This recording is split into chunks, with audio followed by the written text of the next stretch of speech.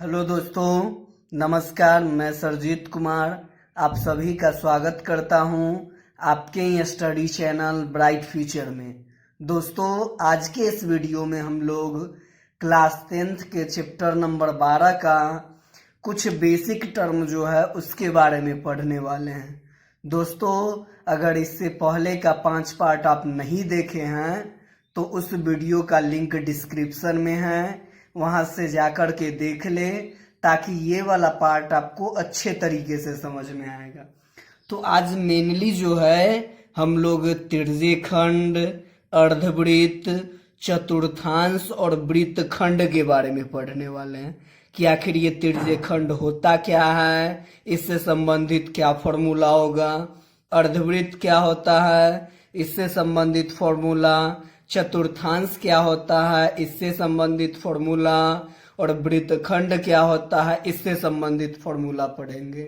आइए हम एक सर्किल के माध्यम से समझते हैं कि आखिर ये त्रिज्यखंड होता क्या है।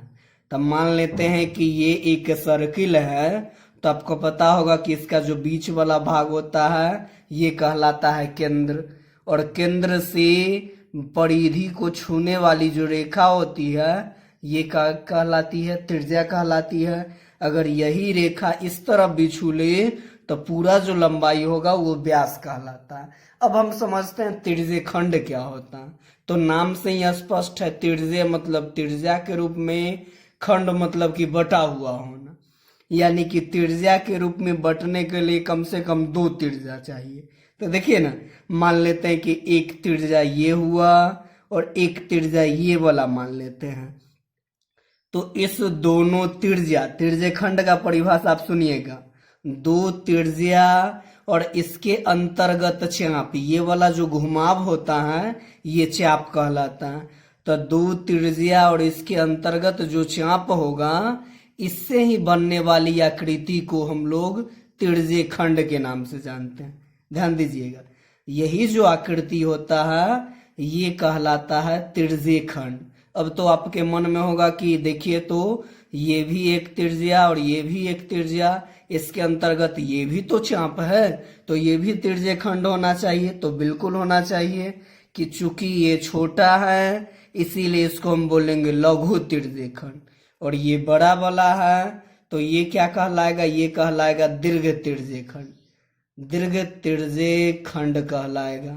अब समझते हैं कि बताइए तो ये दोनों जो त्रिज्या है इस दोनों के बीच कुछ कोण होगा कि नहीं होगा। तब मान लेते हैं उस कोण को हम थीटा।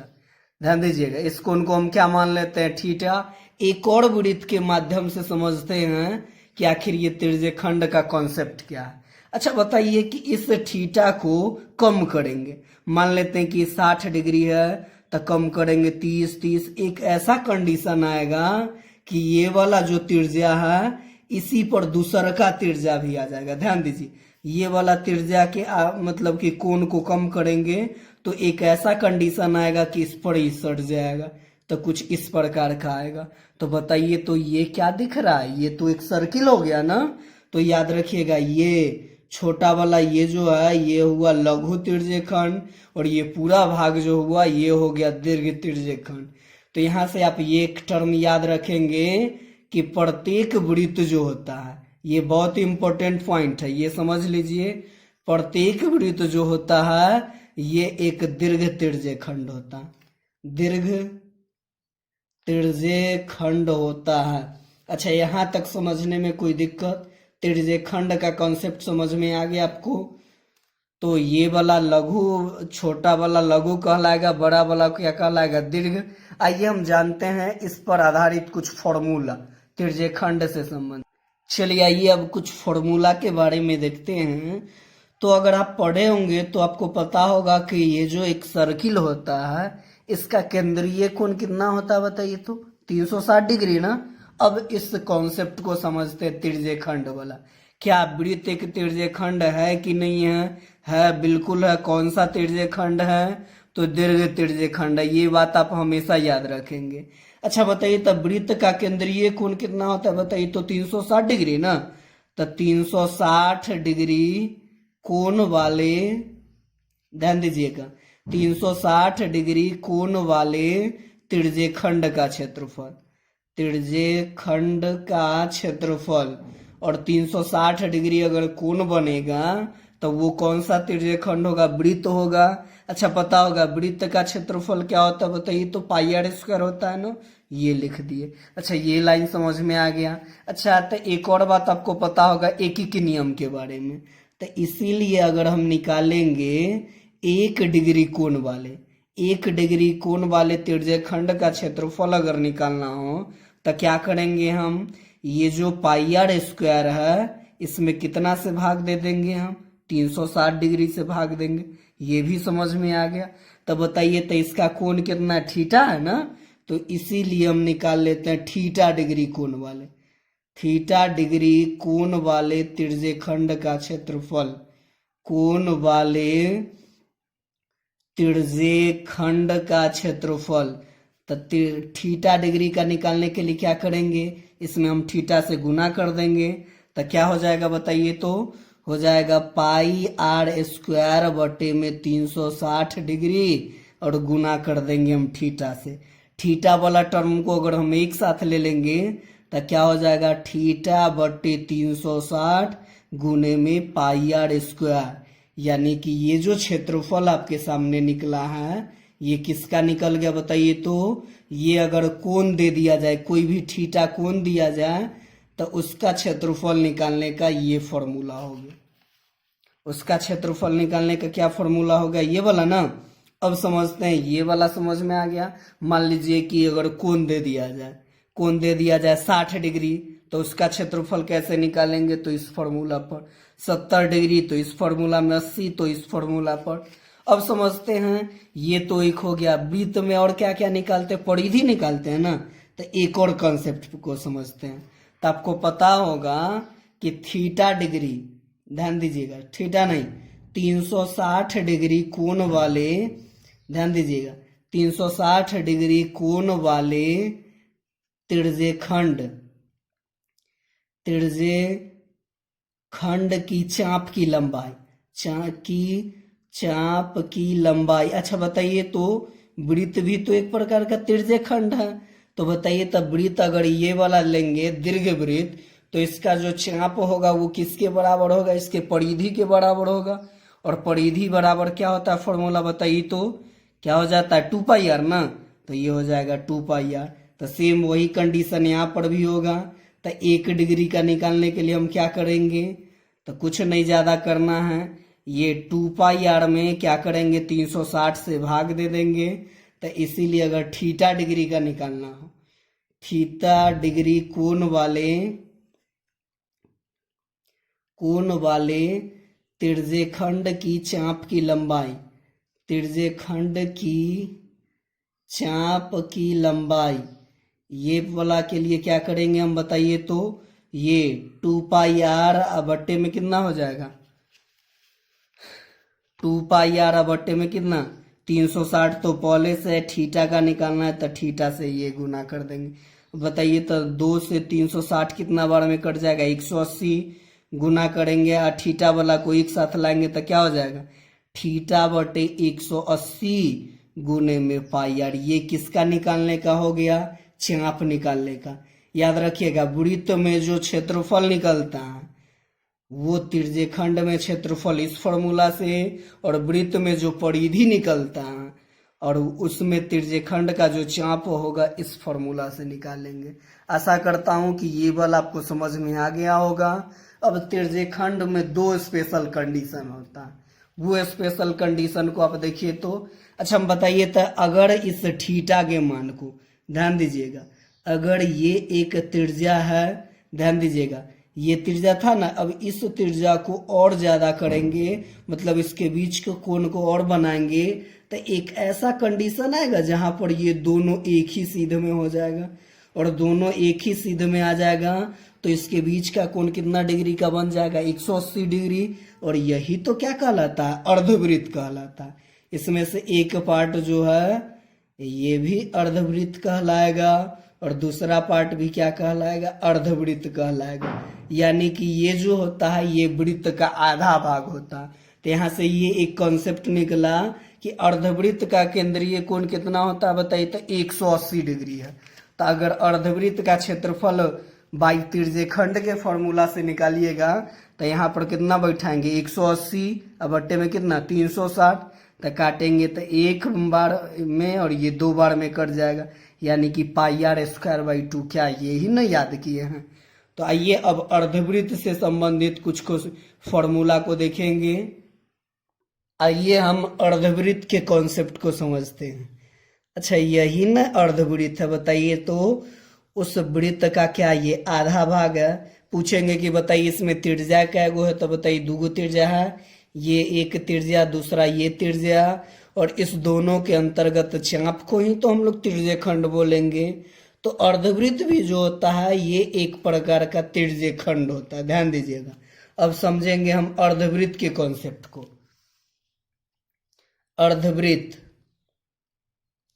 अर्धवृत्त ऐसे नाम से ही स्पष्ट है कि वृत्त के आधे भाग को हम अर्धवृत्त कहेंगे।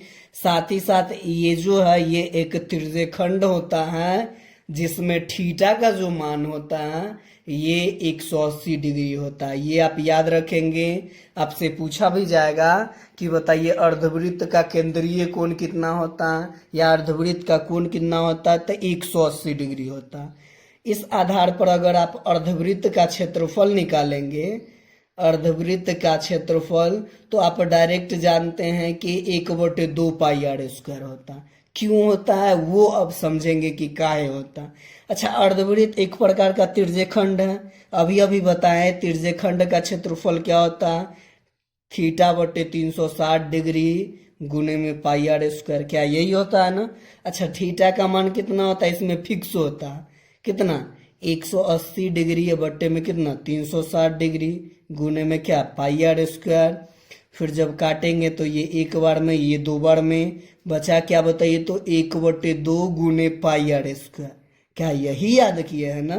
तो यहाँ से आपको कॉन्सेप्ट क्लियर हो गया होगा कि अर्धवृत्त का जो क्षेत्रफल होता है, अर्धवृत्त का क्षेत्रफल क्या होता है बताइए, तो 1/2 πr²। अच्छा, ये समझ में आ गया होगा। अब समझते हैं अर्धवृत्त का परिधि। ध्यान दीजिएगा, वो जो परिधि होता है वो चाप के बराबर होता है, यही ना चाप हुआ। तो अर्धवृत्त का अगर परिधि निकालना होगा, अर्धवृत्त की परिधि या इसी को आप चाप की लंबाई कहेंगे। चाप की लंबाई अगर कहेंगे, अर्धवृत्त की चाप की लंबाई या उसी को परिधि, तो बताइए तो चाप की लंबाई, चूंकि ये एक त्रिज्यखंड है तो क्या होता है बताइए, तो θ/180 या गुने πr। क्या यही होता है ना? अब यहाँ पर थीटा का मान बैठाइएगा तो कितना हो जाएगा, 180 डिग्री अब बट्टे में कितना 180 डिग्री गुने में क्या πr। अब यहाँ से ये 180 से 180 कट जाएगा तो क्या हो जाएगा, πr हो जाएगा ना। तो अर्धवृत्त की जो परिधि होती है, अर्धवृत्त की परिधि या चाप की लंबाई अगर आपसे पूछा जाए तो ये होता है कौन सा, πr। ये दोनों फॉर्मूला आप याद रखेंगे। अब समझते हैं परिमाप का एक कॉन्सेप्ट आता है इसमें कि आखिर अर्धवृत्त का परिमाप क्या होगा। अर्धवृत्त का परिमाप अगर आपसे पूछा जाएगा, अर्धवृत्त का परिमाप। अच्छा, अर्धवृत्त का परिमाप क्या होगा? परिमाप नाम से ही स्पष्ट है, बताइए तो परि मतलब कि चारों ओर, और माप मतलब कि जो दूरी होगा। अच्छा, अगर इस पर हम चलना शुरू करेंगे, मान लीजिए यहाँ से चलना शुरू किए, फिर ये घूमते हुए यहाँ पर आए, तो बताइए तो कितना दूरी तय किए, तो ये इसकी परिधि के बराबर किए। ध्यान दीजिए, अर्धवृत्त की परिधि के बराबर किए।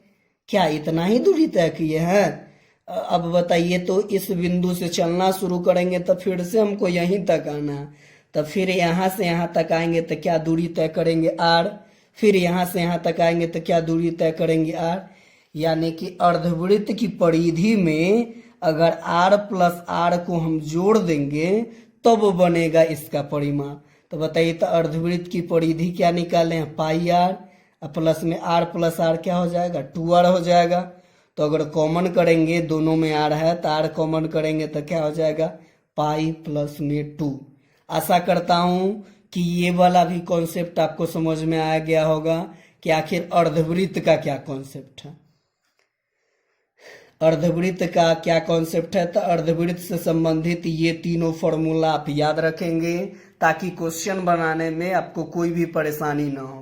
अब अर्धवृत्त के बाद चलते हैं, ये अब चतुर्थांश के कॉन्सेप्ट को समझते हैं। अच्छा, चतुर्थांश में क्या होता है, ध्यान दीजिएगा कि अगर मान लेते हैं कि ये एक वृत्त है, त्रिज्य खंड क्या होता है, दो त्रिज्या, एक त्रिज्या, इसको वैसे ही रहने देते हैं। एक ऐसा तो कंडीशन आएगा जिसमें एक दूसरे पर लंब होगा दोनों त्रिज्या, यानी कि अगर इसमें थीटा का मान 90 डिग्री हो, ध्यान दीजिएगा ये जो थीटा है इसका मान अगर 90 डिग्री हो तो इस आकृति को हम चतुर्थांश के नाम से जानते हैं। अच्छा, इसमें चतुर्थांश क्या वो होगा, देखिए तो एक ये वाला होगा, एक ये सामने वाला 2, एक इधर वाला 3 और एक इधर वाला 4। तो एक वृत्त में कितने चतुर्थांश होंगे, 4। तो अगर वृत्त के क्षेत्रफल में हम 4 से भाग दे देंगे तो क्या चतुर्थांश का क्षेत्रफल निकल जाएगा, निकल जाएगा। अब समझते हैं चतुर्थांश के कॉन्सेप्ट के बारे में, वो भी किससे, तो त्रिज्य खंड वाला से। देखिए, चलिए आइए अब देखते हैं चतुर्थांश के कॉन्सेप्ट में। तो चतुर्थांश में क्या होता है, देखिए ना, ये भी दो त्रिज्या है, ध्यान दीजिएगा ये भी दो त्रिज्या है, और इसके अंतर्गत ये जो चाप है ये भी तो चाप है, तो ये भी एक त्रिज्य खंड का उदाहरण है। त्रिज्य खंड में भी क्या है कि इसमें फिक्स है कि ये जो थीटा है इसका मान 90 डिग्री होता है। तो याद रखिएगा चतुर्थांश का अगर कोण पूछ दिया जाए तो इसमें थीटा का जो मान होता है ये 90 डिग्री होता है। तो त्रिज्य खंड के अनुसार अगर हम चतुर्थांश का क्षेत्रफल निकालें, चतुर्थांश का क्षेत्रफल, तो बताइए, तो चतुर्थांश चूंकि एक प्रकार का त्रिज्य खंड है और त्रिज्य खंड का क्षेत्रफल क्या बताए हैं, थीटा बटे 360 डिग्री गुने पाई आर स्क्वायर, क्या यही बताए हैं ना। अच्छा, यहाँ पर थीटा का मान कितना होता है चतुर्थांश में, 90। तो क्या हो जाएगा, 90 बटे में कितना 360 और गुने में क्या हो जाएगा पाई आर स्क्वायर। बताइए, तो कुछ कटने वाला है, कट जाएगा ना। तो ये कितना बार में, एक बार में, और ये कितना बार में, 4 बार में, यानी कि कितना हो जाएगा 1/4 पाई आर स्क्वायर। क्या यही याद किए है ना आप चतुर्थांश का क्षेत्रफल, कि चतुर्थांश का जो क्षेत्रफल होता है वो 1/4 पाई आर स्क्वायर होता है। क्यों होता है, यहाँ से आप इस कॉन्सेप्ट से सीख गए होंगे कि आखिर चतुर्थांश का जो क्षेत्रफल होता है 1/4 पाई आर स्क्वायर क्यों होता है, ये समझ में आ गया। अब निकालते हैं चाप की लंबाई। ये वाला जो चाप है, चाप की लंबाई को ही आप परिधि के नाम से जानते हैं। तो अगर हम निकालेंगे चतुर्थांश की परिधि, चतुर्थांश की परिधि अगर हम निकालेंगे तो चतुर्थांश की परिधि जो होती है, परिधि या इसी को आप चाप की लंबाई कह सकते हैं। चतुर्थांश की परिधि या चाप की लंबाई क्या हो जाएगा बताइए, तो कौन सा फॉर्मूला, वही त्रिज्य खंड है ना ये, तो थीटा बटे 180 डिग्री गुने पाई आर होता है। अब बताइए, तो चतुर्थांश का थीटा कितना होता है, 90 डिग्री होता है, बटे में कितना 180 डिग्री, गुने में क्या हो जाएगा पाई आर। अब काटेंगे तो 1 और ये 2 बार में कट जाएगा। जब आगे करेंगे तो क्या हो जाएगा 1/2 पाई आर, यानी कि यहाँ से आपको चतुर्थांश की परिधि जो है, चतुर्थांश की जो परिधि हो जाएगी वो कितना निकल गया 1/2 पाई आर। आशा करता हूँ कि ये परिधि भी समझ में आ गया होगा। अब परिमाप का कॉन्सेप्ट देख लेते हैं, बिल्कुल वही जो अर्धवृत्त में कराए थे। तो चतुर्थांश का जो परिमाप होता है, चतुर्थांश का परिमाप जो होता है, चतुर्थांश का परिमाप क्या हो जाएगा बताइए, तो इसका जो परिधि, तो अगर हम यहाँ से चलना शुरू करेंगे तो बताइए यहाँ तक आएंगे तो क्या इसके चाप के बराबर हो गया। फिर यहाँ से यहाँ तक आएंगे तो ये क्या है त्रिज्या, फिर यहाँ से यहाँ तक आएंगे तो ये भी क्या है त्रिज्या। तो क्या हो जाएगा चतुर्थांश की परिधि इतना दूरी तो तय करेंगे ही करेंगे। साथ ही साथ बताइए तो यहाँ तक आ गए, अब एगो आर है एगो यार, क्या हो जाएगा प्लस में हम 2r कर देंगे। तो चतुर्थांश की परिधि क्या होती है 1/2 पाई आर और प्लस में क्या 2r। आशा करता हूँ कि ये वाला भी कॉन्सेप्ट आपको समझ में आ गया होगा। 2 पाई नहीं, सॉरी 2r हो जाएगा। क्या समझ में आ गया ये वाला कॉन्सेप्ट? अब लास्ट वृत्तखंड के बारे में समझते हैं, उसके बाद वीडियो को यहीं पर स्टॉप करेंगे। चलिए लास्ट टॉपिक पढ़ते हैं हम, वृत्तखंड। चलिए उससे पहले हम एक और कॉन्सेप्ट को समझ लेते हैं। अच्छा, आप निकाले थे त्रिज्यखंड का क्षेत्रफल। त्रिज्यखंड का क्षेत्रफल क्या निकालना है बताइए तो? त्रिज्यखंड का क्षेत्रफल क्या निकाले थे? θ/360 गुने पाई आर स्क्वायर, क्या यही निकाले थे ना? तो याद रखिएगा, नॉर्मल अगर कहा जाएगा तो उसको आप लघु त्रिज्यखंड मानेंगे। ध्यान दीजिएगा, अगर नॉर्मल कहा जाएगा तो उसको क्या मानिएगा? लघु। अगर पूछा जाएगा कि बताइए कि दीर्घ त्रिज्यखंड का क्षेत्रफल कैसे निकालेंगे, दीर्घ त्रिज्यखंड का क्षेत्रफल कैसे निकालेंगे, तो दीर्घ त्रिज्यखंड का देखिए, तो यहाँ से कॉन्सेप्ट देखिए। मान लेते हैं कि ये त्रिज्यखंड है तो इसका निकालना, तो क्या करेंगे कि अगर वृत्त के क्षेत्रफल में से इतना को घटा देंगे तो क्या आ जाएगा ना? देखिए ना, पूरा वृत्त है उसमें से इतना घटा देंगे तो क्या दीर्घ त्रिज्यखंड आ जाएगा। तो इसका क्या फॉर्मूला हो जाएगा? वृत्त का क्षेत्रफल अब माइनस में लघु त्रिज्यखंड का क्षेत्रफल। और याद रखिएगा, जब तक क्वेश्चन में कहा नहीं जाएगा आप समझेंगे कि वो लघु त्रिज्यखंड है। ओके, चलिए वृत्त का क्षेत्रफल क्या होता है? पाई आर स्क्वायर। लघु त्रिज्यखंड का θ/360 गुने में क्या? पाई आर स्क्वायर। अच्छा बताइए, तो पाई आर स्क्वायर दोनों में है ना, तो अगर इसको आप कॉमन लीजिएगा तो क्या बच जाएगा? इधर एक माइनस में कितना 360 बच जाएगा। फिर आगे जब इसका एलसीएम लेंगे तो क्या हो जाएगा? पाई आर स्क्वायर इंटू 360 का एलसीएम 360, ये हो जाएगा 360 डिग्री माइनस थीटा। तो यहाँ से अगर आप निकालना चाहेंगे त्रिज्यखंड का क्षेत्रफल ये होगा, अब वृत्त मतलब कि बड़ा वाला त्रिज्यखंड जो होगा उसका क्षेत्रफल क्या हो जाएगा? 360 डिग्री माइनस थीटा बटे में 360 डिग्री गुने पाई आर इसका। आशा करता हूं कि ये भी समझ में आ गया होगा। अब चलिए वृत्तखंड के कॉन्सेप्ट को समझते हैं। वृत्तखंड के कॉन्सेप्ट को समझते हैं। अच्छा, मान लेते हैं कि ये एक वृत्त है। त्रिज्यखंड में क्या जाने कि 2 त्रिज्या और उसके बीच के चाप, और वृत्तखंड जो होता है इसका परिभाषा जानेंगे। एक जीवा, ये एक जीवा है और इसके अंतर्गत जो चाप होता है इसी को हम लोग वृत्तखंड के नाम से जानते हैं। ध्यान दीजिएगा, दो नहीं, एक जीवा और उसके अंतर्गत जो चाप होगा ये क्या कहलाएगा? तो यही कहलाएगा वृत्तखंड। वृत्तखंड चूंकि ये छोटा वाला है इसीलिए कहलाएगा लघु, ये बड़ा वाला है इसीलिए क्या कहलाएगा? दीर्घ त्रिज्यखंड। त्रिज्यखंड नहीं, दीर्घ वृत्तखंड कहलाएगा। अच्छा, अगर इसका क्षेत्रफल निकालना हो तो ध्यान दीजिए, अगर ये सेंटर है तो क्या ये पूरा वाला त्रिज्यखंड हो गया ना? ध्यान दीजिए, ये वाला पूरा जो हुआ ये और ये चाप की लंबाई, ये पूरा वाला क्या होगा? त्रिज्यखंड।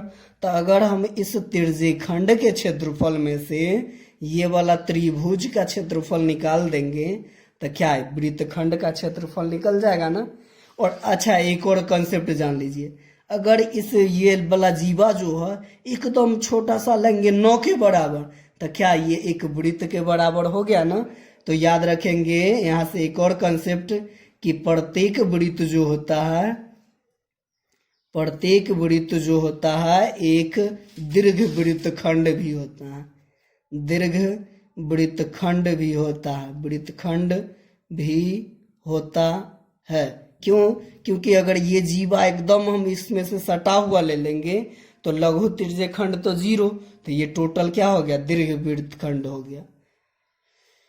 अब देखिए यहाँ से अगर हम इसका वृत्तखंड का क्षेत्रफल का बात करेंगे, वृत्तखंड का क्षेत्रफल, तो वृत्तखंड का क्षेत्रफल कैसे निकलेगा? तो क्या बताएं कि अगर ये पूरा त्रिज्यखंड का क्षेत्रफल, ध्यान दीजिएगा, त्रिज्यखंड का क्षेत्रफल में से, त्रिज्यखंड के क्षेत्रफल में से अगर ये वाला त्रिभुज का घटा देंगे तो क्या इसका क्षेत्रफल निकल जाएगा?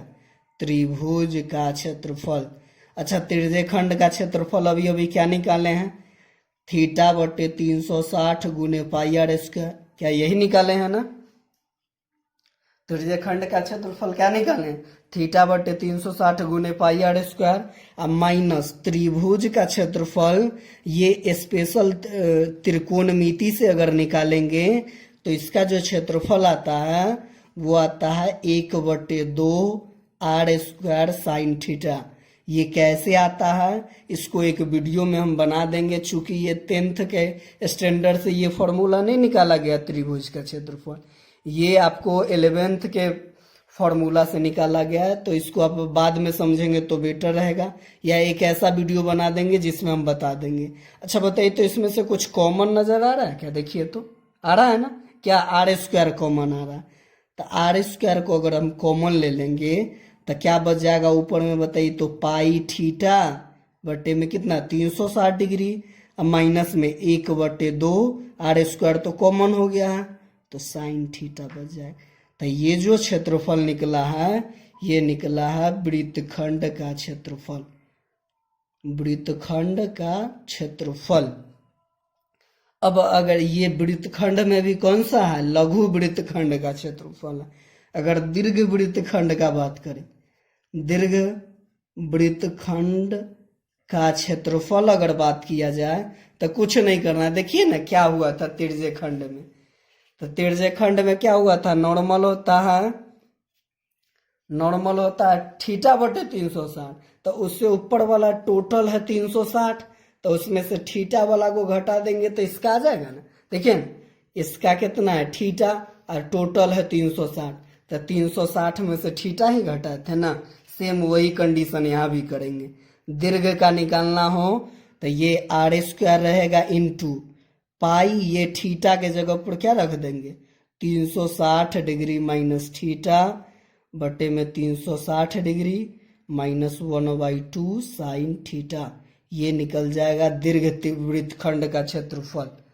अगर ये नहीं आप निकालना चाहते हैं तो कुछ नहीं कीजिए, ये लघु का निकाल लीजिए, उसको वृत्त के क्षेत्रफल में से घटा दीजिए। अब बहुत विद्यार्थी के मन में होगा कि सर वृत्तखंड के चाप की लंबाई क्या होगा? वृत्तखंड के चाप की लंबाई क्या होगा?